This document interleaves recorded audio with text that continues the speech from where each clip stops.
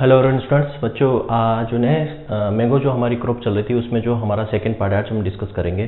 ठीक है, ये मैंगो जो है क्रॉप काफ़ी लंबा है, इसको हम 2-3 लेक्चर में कंप्लीट करने वाले हैं और इसमें जो है हमें एक भी पॉइंट छोड़ना नहीं है। मैं पहले भी बोल रहा हूँ क्योंकि ये जो है मोस्ट इंपॉर्टेंट है। वैसे भी ये हमारा फलों का राजा है, राष्ट्रीय फल है, नेशनल फूड इसको बोलते हैं, बाथरूम फल भी इसको कहा जाता है, इसको प्राइड ऑफ इंडिया भी कहा जाता है, हिंदुस्तान फ्रूट ऑफ इंडिया भी कहा जाता है इसको, और सिंबल ऑफ लव, प्यार का प्रतीक भी इसे माना जाता है। तो इसमें से हमें एक भी पॉइंट यहाँ पे छोड़ना नहीं है। आज जो हम पॉइंट डिस्कस करने वाले हैं हेडिंग टाइम। मैंगो के अंदर हेडिंग टाइम कब आता है?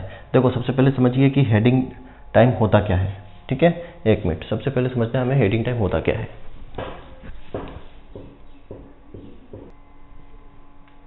ठीक है, सबसे पहले हमें समझना है यहाँ पे कि हेडिंग टाइम, मैंगो में हेडिंग कब किया जाता है, किस समय किया जाता है और हेडिंग होता क्या है सबसे पहली चीज़। तो यहाँ पे हम समझते हैं कि हेडिंग होता क्या है। सबसे पहले समझिए, मान लो ये हमारा क्या है, मैंगो का प्लांट है। ठीक है, ये हमारा मैंगो का जो है एक प्लांट है, ये ब्रांचें इस तरीके से निकली हुई है। ठीक है, ये अब हेडिंग टाइम बोले या हेडिंग बैक बोले, मतलब क्या होता है, ये एक ट्रेनिंग का टाइप है। ठीक है, क्या है ये, एक कटाई छटाई जिसको बोलते हैं आप, ये एक ट्रेनिंग का टाइप है। ट्रेनिंग का टाइप है क्या, हेडिंग बैक। क्या होता है, हेडिंग बैक इसको बोलते हैं। हेडिंग बैक मतलब कटाई छटाई कब की जाती है? हेडिंग बैक का मतलब होता है कि ऊपरी हिस्से को पूरी तरह से काट देना, मतलब ये वाला हिस्सा, ये हेडिंग बैक मतलब सिर। हेड मतलब होता है हेड, बैक मतलब होता है सिर को हटा देना। तो ये हमारा अगर प्लांट है तो इसको ये वाला हिस्सा, जो ऊपर वाला हिस्सा, बिल्कुल हम क्या कर देते हैं, हटा देते हैं, इसको रिमूव कर देते हैं, ऊपर वाले हिस्से को ऐसे कट कर देते हैं, ये इसको बोलते हैं हेडिंग बैक। तो मैंगो में ये हेडिंग टाइम कब होता है, कब किया जाता है? तो याद रखना, हेडिंग टाइम जो होता है मैंगो में ये होता है अक्टूबर में। ठीक है, कब होता है? अक्टूबर में ये होता है। ठीक है, अक्टूबर में ये किया जाता है। हेडिंग बैक कब किया जाता है? अक्टूबर में किया जाता है। ठीक है, क्योंकि अक्टूबर के बाद जो हमारा अक्टूबर से दिसंबर होता है वही फ्लावर ब्लड इनिशिएशन वाला टाइम होता है। तो इसको ऊपर से कट करेंगे तो नीचे की कलिकाएं या जो हमारा ब्रांचेस है वो अच्छे से और फैलेगी और ज़्यादा फ्लावरिंग हमें मिलेगी। किस रिचेस्ट सोर्स की बात करते हैं, मुख्यतः स्रोत जो है ये किसका है, सबसे ज़्यादा क्या इसके अंदर न्यूट्रिटिव वैल्यू होती है, ये चीज़ें हमें समझनी है। तो यहाँ से क्वेश्चन कई बार पूछा जाता है कि सबसे ज़्यादा विटामिन किस में पाया जाता है। तो हम लोग पढ़ते हैं कि सबसे ज़्यादा विटामिन जो है मैंगो के अंदर होता है 4800 IU होता है। क्या लिखते हैं हम, 4800 IU। ये यहाँ पे IU क्या है, ये इंटरनेशनल यूनिट होती है, इंटरनेशनल यूनिट होती है मेज़र करने की। तो 4800 IU इसमें क्या होता है, विटामिन ए पाया जाता है मैंगो के अंदर। मतलब ये रिचेस्ट सोर्स किसका है, विटामिन ए का रिचेस्ट सोर्स है। और विटामिन सी भी बोल सकते हैं इसको, क्यों? क्योंकि जब ये कच्चा होता है, पूरी तरीके से पका हुआ नहीं होता है, तब ये खट्टा होता है और इसमें विटामिन सी पाया जाता है। लेकिन मेनली हमें याद रखना है कि विटामिन सी का ये प्रचुर सोर्स है, प्रचुर मात्रा में विटामिन ए इसके अंदर पाया जाता है। कितना, 4800 IU, इंटरनेशनल यूनिट 4800 IU पाया जाता है। और इसके बाद किसमें, पपीता के अंदर पाया जाता है। ठीक है, कैरोट में ही पढ़ते हैं, इसमें अंदर कंटेंट क्या पाया जाता है, विटामिन ए में कैरोटीन। क्या पाया जाता है, कैरोटीन। इसलिए इसका रंग क्या होता है, पीला होता है। पीला रंग का कारण क्या होता है, कैरोटीन। ठीक है, इसलिए देखा होगा पकने के बाद फल ऊपर से पीला दिखाई देता है, उसका कारण क्या है, इस कैरोटीन की वजह से। विटामिन ए उसमें प्रचुर मात्रा में होता है। और कैरोटीन जो है प्रिकर्सर होता है विटामिन ए का, मतलब विटामिन ए के पहले जो बनता है वो कैरोटीन होता है। ठीक है, बीटा कैरोटीन जिसको बोलते हैं। For development of root in cutting. ठीक है, जो कटिंग होती है उसमें रूट का डेवलपमेंट किस तरीके से आप देखोगे। ठीक है, मान लो ये कटिंग है, ये आम की क्या है, आपकी कटिंग है। इस कटिंग में जो है रूट का डेवलपमेंट कराना है, हमें क्या करना है, यहाँ से रूट का डेवलपमेंट कराना है। इस कटिंग में रूट का डेवलपमेंट यहाँ पे कराना है। तो रूट का डेवलपमेंट कराने के लिए क्या करते हैं, इसको बॉटम हीट ट्रीटमेंट देते हैं। क्या करते हैं, इसको बॉटम हीट ट्रीटमेंट देते हैं। बॉटम हीट ट्रीटमेंट इसको दिया जाता है। बॉटम हीट ट्रीटमेंट का मतलब क्या हो गया, नीचे से, ठीक है, नीचे के इसको हीट दिया जाता है। ठीक है, उपचार इसमें कैसा किया जाता है, बॉटम से, निचली सतह से इसकी जो नीचे वाली सतह जहाँ से रूट डेवलप होना होता है वहां से इसको हीट दिया जाता है। तो बॉटम हीट ट्रीटमेंट इसमें किया जाता है। और बॉटम हीट ट्रीटमेंट हम करते हैं तो ये हीट कितनी देते हैं, याद रखना है। यहाँ पे इसके बॉटम हीट ट्रीटमेंट दे रहे हैं, हम नीचे से क्या कर रहे हैं, इसको उपचार कर रहे हैं, इसको गर्म कर रहे हैं। ठीक है, रूट को निचले हिस्से से इसको गर्म कर रहे हैं, थोड़ा सा इसको हीट दे रहे हैं। तो टेम्परेचर कितना रखते हैं, तो याद रखना टेम्परेचर इसमें रखा जाता है टेम्परेचर इसमें रखा जाता है 32 डिग्री सेल्सियस। 32 डिग्री सेल्सियस पर इसको बॉटम हीट ट्रीटमेंट देते हैं, नीचे से इसको गर्म करते हैं। ठीक है, बॉटम मतलब नीचे, हीट मतलब गर्म करना, ट्रीटमेंट मतलब उपचार करना। तो नीचे से इसको हीट देके उपचारित करते हैं। ठीक है, तो इसको हम बोलते हैं, जिससे क्या होता है, रूट कटिंग का, जो ये कटिंग है इसके अंदर रूट का डेवलपमेंट हो जाता है, रूट का डेवलपमेंट आसानी से हो जाता है। लॉन्जिविटी ऑफ सीड मतलब बीज की आयु। अगर आपने जो है आम खाया, आम खाने के बाद वो गुठली आपने फेंक दी। ठीक है, आम खाने के बाद जो गुठली होती है, वो गुठली के अंदर कितने दिन तक जो है अंकुरित होने की क्षमता होगी, कि ये इतने दिन तक इसमें ये अंकुरित हो सकता है, उसके बाद ये अंकुरित नहीं होगा, उसकी जो जर्मिनेशन कैपेसिटी खत्म हो जाएगी।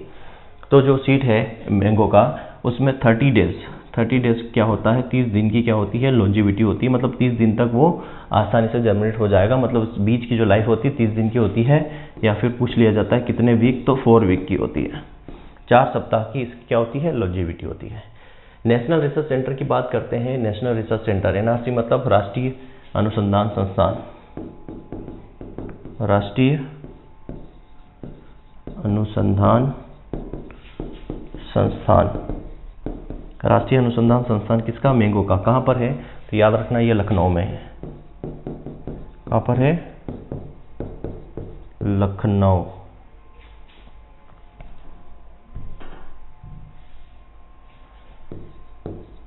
लखनऊ में है। ठीक है, लखनऊ में कहाँ पे है, राष्ट्रीय जो नेशनल रिसर्च सेंटर है, राष्ट्रीय अनुसंधान संस्थान है आम का, मैंगो का, वो कहाँ पर है, तो लखनऊ के अंदर है। ये कुछ बेसिक चीज़ें हैं, कुछ भी एग्जाम में पूछा जा सकता है, हमें कुछ भी नहीं छोड़ना है।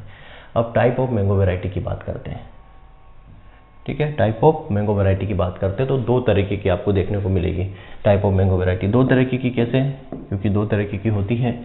एक आप देखोगे क्या, नॉर्थ इंडिया, उत्तरी भारत। एक आप देखोगे उत्तरी भारत की वैरायटी, और एक आप देखोगे क्या, साउथ इंडिया, जिसको हम बोलते हैं दक्षिण भारत। 2 तरीके की आप देखोगे, उत्तरी भारत एंड दक्षिणी भारत। क्लियर, उत्तरी भारत और दक्षिणी भारत। ये हो जाएगा आपका नॉर्थ इंडिया, जिसको हम बोलते हैं उत्तरी भारत, और दूसरा हो जाएगा हमारा साउथ इंडिया, जिसको हम बोलते हैं दक्षिणी भारत।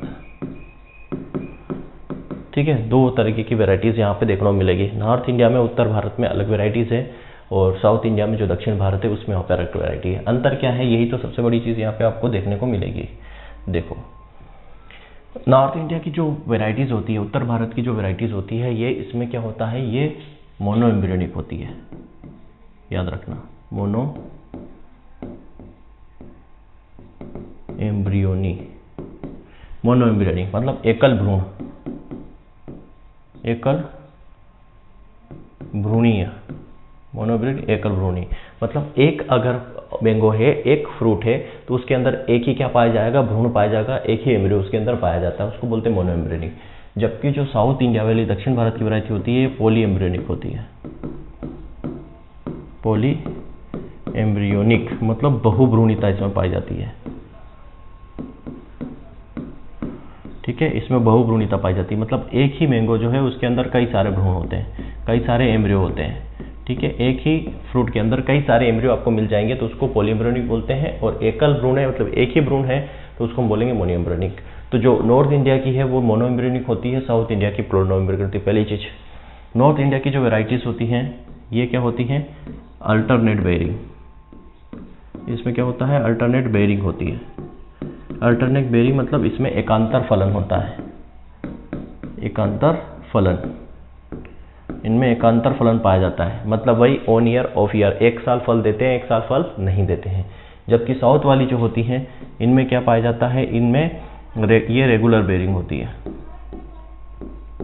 ये रेगुलर बेयरिंग होती है। रेगुलर बेयरिंग मतलब नियमित फलन होता है, नियमित फलन इनमें होता है, हर वर्ष ये फल देने वाली वैरायटी होती है। तो ये बेसिक चीज़ें पूछी जाती एग्जाम में कि जो नॉर्थ इंडिया की जो वैरायटी होती है इनमें एक समस्या पाई जाती है, कौन सी, तो अल्टरनेट बेयरिंग की पाई जाती है। ये मोनो एम्ब्रियोनिक होती है, और जो साउथ इंडिया वाली होती है रेगुलर बेयरिंग होती है, नियमित फलन देती है और पोलो एम्ब्रियोनिक होती है। ठीक है, क्या होती है, पोलो एम्ब्रियोनिक ये होती है।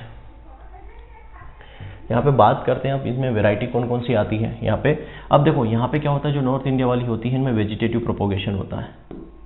ये वेजिटेटिव, इनमें प्रोपोगेशन आपको मिल जाएगा, ठीक है। वेजिटेटिव प्रोपोगेशन मतलब वनस्पतिक जो है इनमें क्या होगा, प्रवर्धन, इनमें वानस्पतिक प्रवर्धन होगा। और जबकि ये जो होती है क्या होती है, ट्रू टू टाइप होती है, ट्रू टू टाइप होती है, मतलब इसमें सेक्सुअल प्रोपोगेशन होता है।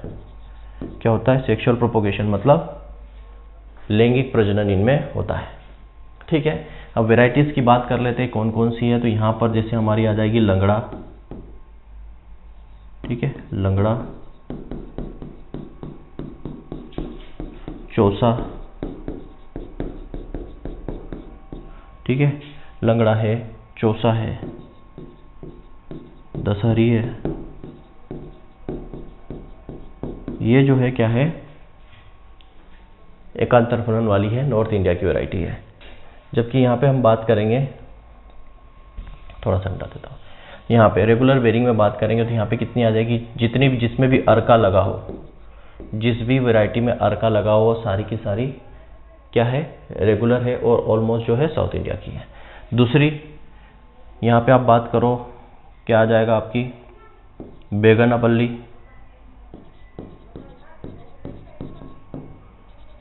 बेगनापल्ली, ठीक है।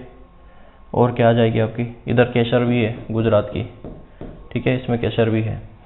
यहाँ बेगनापल्ली आ जाएगी आपकी, इधर बॉम्बे ग्रीन भी है, बॉम्बे ग्रीन, बहुत सारी है, जितने याद रख सकते हो।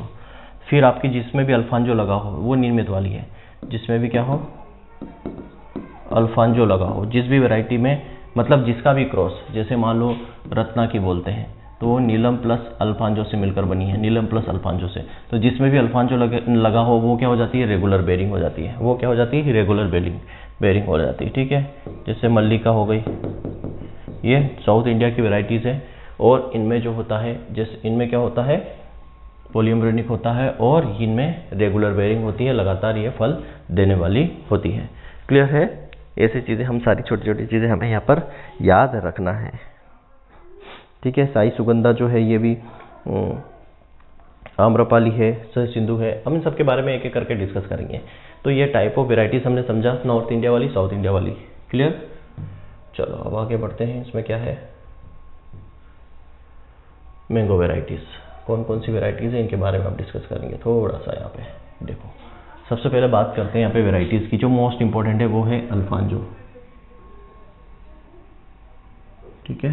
सबसे पहले बात करेंगे यहाँ पे अल्फांजो, मोस्ट इंपॉर्टेंट है वो है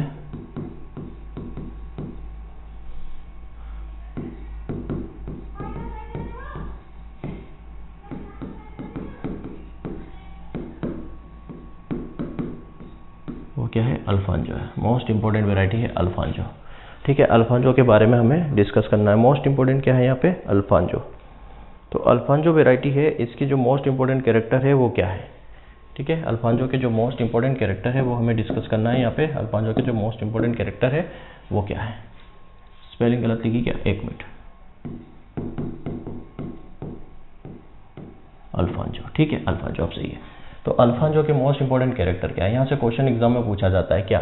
सबसे पहली चीज अल्फांजो में क्या है, ये मोस्टली जो है महाराष्ट्र में ग्रो की जाती है, ठीक है। नंबर 2, ये बेस्ट है किसके लिए, best for export quality, best for export, ठीक है। महाराष्ट्र में ग्रो की जाती है, निर्यात के लिए उपयुक्त है, निर्यात के लिए उपयुक्त है, ये निर्यात के लिए सबसे बेस्ट माना जाता है, सर्वाधिक उपयुक्त है, ठीक है। इसको और क्या कहा जाता है, इसको हापूस भी कहते हैं, हापूस या बादामी भी कहते हैं, हापूस या बादामी भी कहते हैं, इसको क्या कहते हैं, हापूस और बादामी भी इसे कहा जाता है। इसमें एक समस्या होती है क्या, स्पॉन्जी टिश्यू, स्पॉन्जी ऊतक की समस्या है, स्पॉन्जी ऊतक इसके अंदर बहुत ज़्यादा लगता है। तो ये 4 कैरेक्टर है, मोस्टली यहाँ से क्वेश्चन पूछा जाता है इससे, कि जो है अल्फान जो है इसमें महत्वपूर्ण जो है रोग है, या बोल सकते हैं इसमें सबसे ज़्यादा समस्या जो होती है, विकार जो आता है वो किसका आता है, स्पॉन्जी टिश्यू का आता है। मतलब टेम्परेचर बढ़ जाता है, जब टेम्परेचर ज़्यादा हो जाता है तो टेम्परेचर ज़्यादा होने की वजह से इसमें स्पॉन्जी टिश्यू जो है स्पॉन्जी ऊतक बन जाते हैं, जो क्या होता है एक फिजियोलॉजिकल डिसऑर्डर है, एक शारीरिक विकार हम बोल सकते हैं। महाराष्ट्र में सबसे ज़्यादा ग्रो करते हैं, एक्सपोर्ट के लिए बेस्ट है, हापुस और बादामी भी इसको बोला जाता है। तो ये बात हो गई हमारी अल्फांजो की। अल्फांजो के बाद अगर हम नेक्स्ट बात करें, ठीक है, अल्फांजो के बाद हम नेक्स्ट बात करें तो चोसा, ठीक है। अल्फांजो के बाद जो नेक्स्ट है हमारी चोसा। चोसा में क्या है, देखो चोसा ये सबसे स्वीटेस्ट वेराइटी है, सबसे मीठी, ठीक है। इसका कैरेक्टर क्या है, ये स्वीटेस्ट वेराइटी है, स्वीटेस्ट वेराइटी है। पहली चीज स्वीटेस्ट वेराइटी है, सबसे मीठी, ये याद रखना, सबसे मीठी ये वेराइटी है। नंबर 2, ये लेट वेराइटी है, ये लेट वेराइटी है, पछेती किस्म है, पछेती किस्म है ये, ठीक है। नंबर 3, नॉर्थ इंडिया की वैरायटी है, उत्तर भारत की है, उत्तर भारत की वैरायटी है। ये 3 चीज आपको इसमें चोसा के अंदर याद रखना है। क्या, एक तो ये क्या है सबसे स्वीटेस्ट वैरायटी है, दूसरी ये क्या है लेट मैच्योरिटी पछेती वैरायटी है, और नंबर 3 यहाँ पर क्या आ जाता है, ये नॉर्थ इंडिया की वैरायटी है, ठीक है। नंबर 3 पर हम यहाँ बात करेंगे अब क्या, बेगनापल्ली। नाम क्या है, बेगनापल्ली।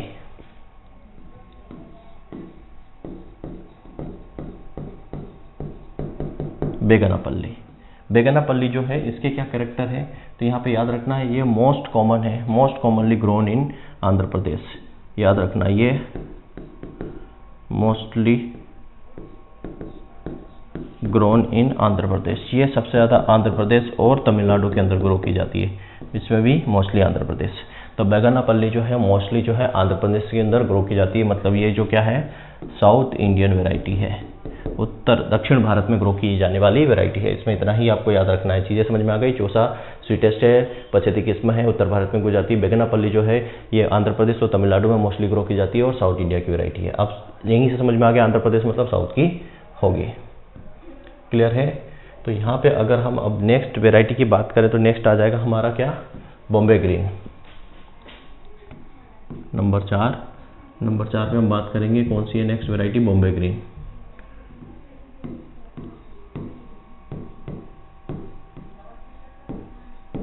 Bombay green, Bombay green variety के क्या कैरेक्टर है, हमें कैरेक्टर पर ही ज़्यादा फोकस करना है, यही पूछा जाएगा। वैसे तो जनरली यही पूछ लेंगे आपसे, जनरली आपसे यही पूछ लेंगे क्या कि ये बॉम्बे ग्रीन जो है किसकी वैरायटी है, क्या पूछ लेंगे, बॉम्बे ग्रीन जो है किसकी वैरायटी है, तो किसकी है, मैंगो की।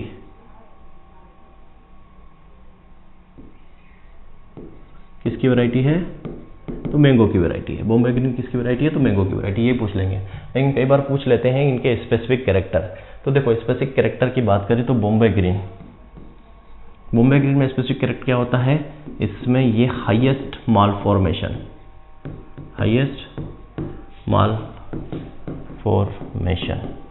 मतलब माल फॉर्मेशन जो होता है, मैंगो माल फॉर्मेशन एक प्रकार का क्या है, डिजीज है। मैंगो माल फॉर्मेशन एक प्रकार की डिजीज जो सबसे अधिक लगती है बॉम्बे ग्रीन में।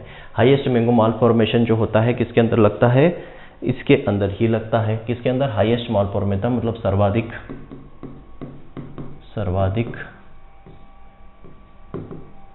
माल फॉर्मेशन इसी में लगता है, किसमें, बॉम्बे ग्रीन में। दूसरा जो है ये अर्ली वैरायटी है, अर्ली वैरायटी है, मतलब कौन सी किस्म है, अर्ली किस्म है, ठीक है, जल्दी वाली है। वो पछेती थी, ये अगेती है, अगेती किस्म है, जल्दी आ जाती है। और ये कहाँ की है, याद रखना ये नॉर्थ इंडिया की है। नॉर्थ इंडिया की मतलब मोनोएम्ब्रियोनिक होगी और अल्टरनेट बेरिंग इसके अंदर आपको मिलेगी। तो ये हो गया हमारी बॉम्बे ग्रीन।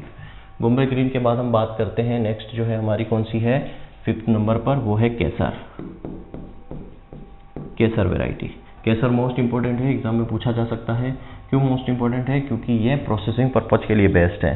पहली चीज क्या है, ये प्रोसेसिंग के लिए बेस्ट है, प्रोसेसिंग के लिए, प्रोसेसिंग पर्पज के लिए यूज़ की जाती है। प्रोसेसिंग पर्पज का मतलब क्या है, जैसे आपने कैटरीना कैफ को देखा होगा माजा पीते हुए, स्लाइस पीते हुए, तो उसके लिए ये जानी जाती है प्रोसेसिंग। कैसर मतलब कि जो माजा आता है अपना, स्लाइस आता है आप पीते हो, फ्रूटी पीते हो, तो उसी से बनता है केसर से, ठीक है। और ये कहाँ की है, प्रोसेसिंग मतलब प्रसंस्करण के लिए, प्रसंस्करण के लिए बेस्ट है ये। दूसरी चीज़ हम यहाँ बात करें तो ये गुजरात में पॉपुलर है सबसे ज़्यादा। कहाँ पर, गुजरात में सबसे ज़्यादा पॉपुलर है। पूछ लिया जाता है ये कहाँ की है, गुजरात की है। केसर वैरायटी किस्म कहाँ से बिलोंग करती है, तो गुजरात से बिलोंग करती है, मतलब कि नॉर्थ इंडिया से ये भी बिलोंग करती है, ठीक है। गुजरात, ये हमारा केसर हो गया। केसर के बाद नेक्स्ट वैरायटी जो हम बात करेंगे यहाँ पे वो हमारे लिए क्या है, नेक्स्ट जो है वैरायटी वो है लंगड़ा, ठीक है। नंबर 6 पे बात करें तो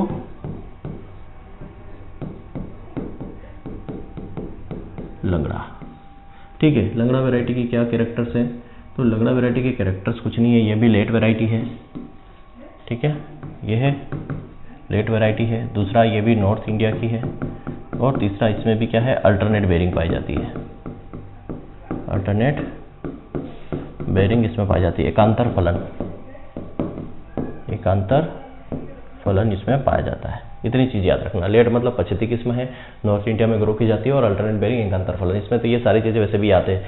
नॉर्थ इंडिया की है तो ऑब्वियसली बात इसमें अल्टरनेट बेरिंग होगी, और यह पछती किस्म है। लंगड़ा के बाद हम बात करते हैं यहाँ पर नंबर 7 पे आ जाओ। कुछ इंपॉर्टेंट ही हम बात कर रहे हैं, हम बात करेंगे नीलम की, ठीक है, नीलम की। तो नीलम जो है, नीलम के क्या कैरेक्टर है, तो नीलम के जो कैरेक्टर है बच्चों, सबसे पहली चीज़ नीलम मोस्ट इंपॉर्टेंट है, क्यों, क्योंकि लॉन्ग ट्रांसपोर्ट के लिए सुटेबल है, लॉन्ग ट्रांसपोर्ट के लिए सुटेबल है, ठीक है, लॉन्ग ट्रांसपोर्ट के लिए suitable for long transport. Long transport मतलब लंबे परिवहन, लंबे परिवहन के लिए उपयुक्त, लंबे परिवर्तन के लिए ये उपयुक्त है, ठीक है। लंबे दूर ले जाना है तो उसके लिए बेस्ट है ये। और दूसरा कैरेक्टर इसमें क्या है कि साल में 2 बार, two crop in year, two crop in year, साल में 2 बार फल देती है, साल में 2 बार फलन, साल में 2 बार फलन ये देती है, ठीक है। तो नीलम का मोस्ट इंपॉर्टेंट कैरेक्टर क्या है, एक तो इसको लंबी दूरी तक आसानी से भेजा जा सकता है, उसके लिए सूटेबल है। दूसरा इसमें साल में 2 बार फल देती है।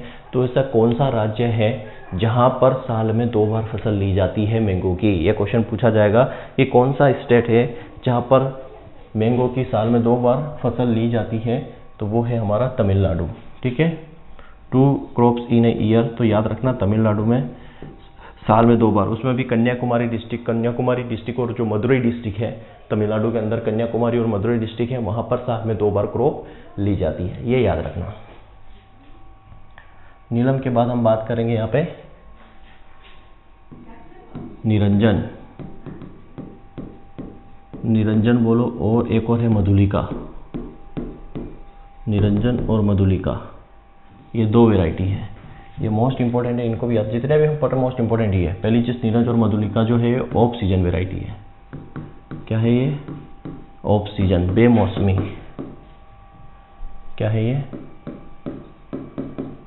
बेमौसमी किस्म है, बेमौसमी किस्म है, ठीक है। कब फलन देती है ये, अक्टूबर मंथ में, अक्टूबर मंथ में इसमें फल आते हैं, ठीक है। जनरली अक्टूबर मंथ में क्या आने चाहिए, फ्लावर, अक्टूबर से दिसंबर में फ्लावर बड इनिशिएशन होता है, बट ये अक्टूबर में फलन देती है। तो निरंजन मधुलिका जो है ऑफ सीजन वैरायटी है, ये आपको याद रखना है, क्लियर है। उसके बाद नेक्स्ट हम बात करेंगे, ऑफ सीजन वैरायटीज हो गई। उसके बाद हम बात करते हैं नंबर 9, ठीक है। एक और है यहाँ पर जिसको हम क्या बोलते हैं, इसको हम बोला जाता है, हमारी नेक्स्ट वैरायटी की बात करो, जेवियर, जेवियर, जेवियर जो वैरायटी है यहाँ पे मोस्ट इंपॉर्टेंट कैरेक्टर है इसमें जो मैं डिस्कस कर सके, क्या कि इसमें जो TSS है वो सबसे अधिक पाया जाता है, कितना, 24.8 ब्रिक्स, सबसे अधिक, सबसे अधिक TSS, टोटल सोल्यूबल सोल्यूट, इसमें पाया जाता है जेवियर वैरायटी में। नॉर्मली कितना होता है, 20 डिग्री ब्रिक्स होता है, लेकिन जो जेवियर वैरायटी है इसमें TSS जो कितना होता है, 24.8 या सबसे अधिक TSS इसके अंदर पाया जाता है, नेक्स्ट वेराइटी की हम बात करें यहाँ पे नंबर 9, वो है रोमानी। रोमानी के बारे में हमने डिस्कस किया था। ये ड्वार्फिंग इफेक्ट किसके, दशहरी के ड्वार्फिंग इफेक्ट के लिए इम्पोर्टेंट है। ठीक है, पहली चीज़ तो इसमें रोमानी जो है ये एप्पल कलर या एप्पल शेप वेराइटी है। एप्पल शेप किस में है, शेप की आकृति इसमें पाई जाती है, एप्पल शेप किस में है। दूसरा जो है रोमानी जो है दशहरी के लिए, दशहरी के ड्वार्फिंग इफेक्ट के लिए उपयुक्त है, इफेक्ट के लिए यूज़ की जाती है। ठीक है, दशहरी के ड्वार्फिंग इफेक्ट में इसका इस्तेमाल किया जाता है। किसका, रोमानी का। एप्पल शेप है और दशहरी के ड्वार्फिंग इफेक्ट में इसका इस्तेमाल किया जाता है। नंबर 10 की बात करें, ऑलमोस्ट कितनी रोमानी 8-9 वेराइटीज़ हो गई हमारी। ठीक है, 1-2 और देख लो। नंबर 10 पे देखो एडवर्ड जो वेराइटी है, ये इसमें कैरेक्टर क्या है, ये एंथ्रेक्नोज के प्रति रेजिस्टेंस है। एंथ्रेक्नोज के प्रति रेजिस्टेंस वेराइटी है कौन सी, एडवर्ड। 11 नंबर ले लो। एडवर्ड के बाद आ जाएगा फजली। ये मोस्टली बिहार और वेस्ट बंगाल में ग्रो की जाती है। ठीक है, उसके बाद एक और ले लो, 11 के बाद 12 नंबर फजली हो गई, और क्या हो गया हमारा, एडवर्ड हो गया। उसके बाद एक जो है मोस्ट इम्पोर्टेंट यहाँ पे आपको देखने को मिलेगा, फजली है ना, फजली हो गया। और 1 मिनट, हाँ, एक मोस्ट इम्पोर्टेंट है लाल सिंदूरी। ये जो है पाउडरी मिल्ड्यू के प्रति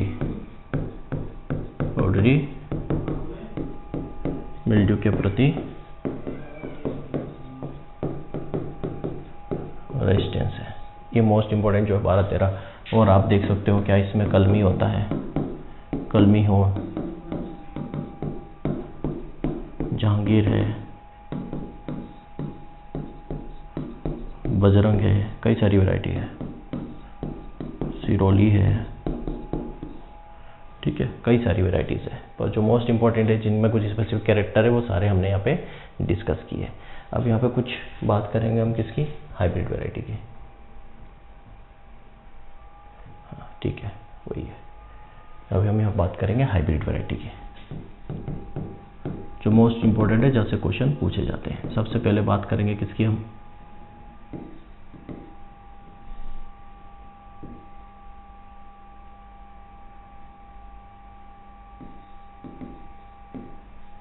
आम्रपाली। ठीक है, आम्रपाली। तो आम्रपाली जो है किसके क्रॉस से मिलकर बनी है, यही पूछा जाएगा। तो आप यहाँ पे कॉन्सेप्ट याद रखते हो क्या, DNA, DNA। तो D से हो जाएगा हमारा दशहरी, N से हो जाएगा नीलम, दशहरी नीलम के क्रॉस से बनेगा क्या, आम्रपाली। ठीक है, दशहरी नीलम के क्रॉस से बनेगा आम्रपाली। DNA, ये याद रख सकते हो, DNA दशहरी नीलम से बनेगा आम्रपाली। क्लियर, पहला कॉन्सेप्ट DNA से आम्रपाली हो गया, ऐसे याद रखो। दशहरी नीलम से बनेगा आम्रपाली, DNA दशहरी नीलम से आम्रपाली। ठीक है, अब इसका उल्टा करेंगे जस्ट, ये पहला हो गया, जस्ट इसका उल्टा करेंगे क्या, NDM हो जाएगा। N से हो जाएगा नीलम, D से हो जाएगा दशहरी, और M से हो जाएगा मल्लिका। ठीक है, इन दोनों को क्रॉस कराएंगे तो क्या बनेगा, मल्लिका। तो DNA का उल्टा NDM, DNA का उल्टा NDM याद रखना। दशहरी नीलम से आम्रपाली बनेगा, नीलम दशहरी से मल्लिका बनेगी। ये दो क्रॉस मोस्ट इंपॉर्टेंट है, इनको याद रखना।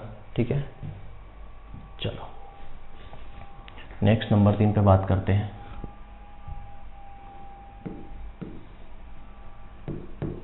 NAR, नार याद रखना। नार से क्या बनेगा, ये तो हो गया हमारे नीलम। ठीक है, इससे बनेगा अल्फांजो, और जिसमें भी अल्फांजो लगा मतलब वो किससे फ्री है, Spongy से फ्री है। तो नीलम अल्फांजो से क्या बनेगा, रत्ना। नीलम अल्फांजो से क्या बनेगा, रत्ना। तो नीलम गुणित अल्फांजो बराबर रत्ना। नीलम अल्फांजो से क्या बनेगा, रत्ना। याद क्या रखना है, NAR, नार याद रखना है। ठीक है, नीलम अल्फांजो से क्या बनेगा, रत्ना। ठीक है, नीलम अल्फांजो से रत्ना बनेगा। इसका जस्ट अगर आप उल्टा करोगे, इसका जस्ट उल्टा करोगे क्या, एन ए, तो यहाँ बनेगा ए ए, ए एन बनेगा, ए एन बनेगा। यहाँ हो गया आपका ए से अल्फांजो, एन से बनेगा नीलम, और इससे बन जाएगा क्या, अर्का नीलकंठ, अर्का नीलकंठ बन जाएगा। ठीक है, तो नीलम अल्फांजो से रत्ना बनी, अल्फांजो नीलम से क्या बना, अर्का नीलकंठ। जस्ट अपोजिट करके बता रहे हैं, एक से दूसरा याद कर सकते हो। डीएनए से एनडीएम हुआ, नार से हुआ अपना एन ए, मतलब एनान, एनान हुआ। ठीक है, नेक्स्ट बात करते हैं। अब आ जाओ आपका रास। रास, रत्ना अल्फांजो से सिंधु बनेगा। आर से होगी अपनी रत्ना, इसका क्रॉस किसना है, अल्फांजो से करवाएंगे, अल्फांजो से क्या बनेगा, सिंधु। रत्ना अल्फांजो से क्या बना, सिंधु। अब ये जो सिंधु है, इसके कैरेक्टर मोस्ट इंपॉर्टेंट है। ये सिंधु जो है सीडलेस वैरायटी है, सीडलेस किस्म है, बीज रहित किस्म है ये। ठीक है, बीज रहित किस्म है, और बीज रहित किस्म है मतलब यहाँ पे कौन सी पार्थेनोकार्पी पाई जाती है, पार्थेनोकार्पी पाई जाती है, मतलब अनिषेक फलन जिसको बोलते हैं, अनिषेक फलन। मतलब पार्थेनोकार्पी का मतलब होता है कि बिना सीड के, मतलब बिना एम्ब्रियो के क्या बनना, बिना फर्टिलाइजेशन के फ्रूट का बनना, बिना फर्टिलाइजेशन के फल का बनना, बिना फर्टिलाइजेशन के फ्रूट का बनना पार्थेनोकार्पी कहलाता है, और बिना सीड या बिना एम्ब्रियो के फल का बनना एपोमेक्सिस कहलाता है। तो यहाँ पे बिना फर्टिलाइजेशन के फल क्या बन रहा है, सिंधु वैरायटी बन रही है, तो उसको पार्थेनोकार्पी। और पार्थेनोकार्पी भी कौन सी, स्टेनोस्पर्मोकार्पी, कौन सी,